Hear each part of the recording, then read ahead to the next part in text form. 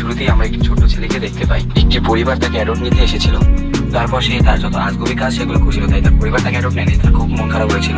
সে তার জন্মদাতা পিতামাতার উপর দোষারোপ দিতে থাকতো, গিয়ে তার সন্তান কিভাবে এতিমখানায় থুয়ে যায়। তারপর সে তার মার মতো একটি ছবি আঁকিয়ে তখন একটি ছেলে এসে তাকে বলতেন আমি ভবিষ্যৎ থেকে এসেছি। সঙ্গে সঙ্গে সে ছেলেটাকে ছাদ থেকে ফেলে দিয়ে একটি প্লেনে করে তাকে ভবিষ্যতের এক জায়গায় নিয়ে যেতে থাকলো। তারপর কিছুক্ষণ পর তারা ভবিষ্যতে চলে আসলো। তাদেরকে দেখে রুবির খুব মন খারাপ হয়। তখন সেই বয়স্ক লোকটি তাকে ধরে নিয়ে আসে।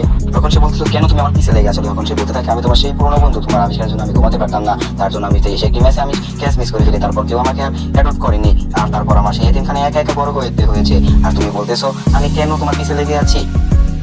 আর তখনই লবি দৌড়ে চলে যায় সেই অতীতে সেই ম্যাচের কাছে এবং তার বন্ধুকে ঘুম থেকে জাগিয়ে তোলে এবং তার বন্ধু সেই ক্যাচটি সুন্দর করে ধরে ফেলে। তারা ম্যাচ জিতে যায় এবং তারা খুব খুশি হয়ে যায়। কিছুক্ষণ পর তাকে অ্যাডপ্ট করে নিয়ে যায়। লবিও খুব সুন্দর একটি মা বাবা পেয়েছিল, সেও অ্যাডপ্ট হয়ে যায় এবং সেও খুশিতে জীবনযাপন করতে থাকে। এভাবেই আজকের এই মুভিটি শেষ হয়ে গেল। ধন্যবাদ সবাইকে।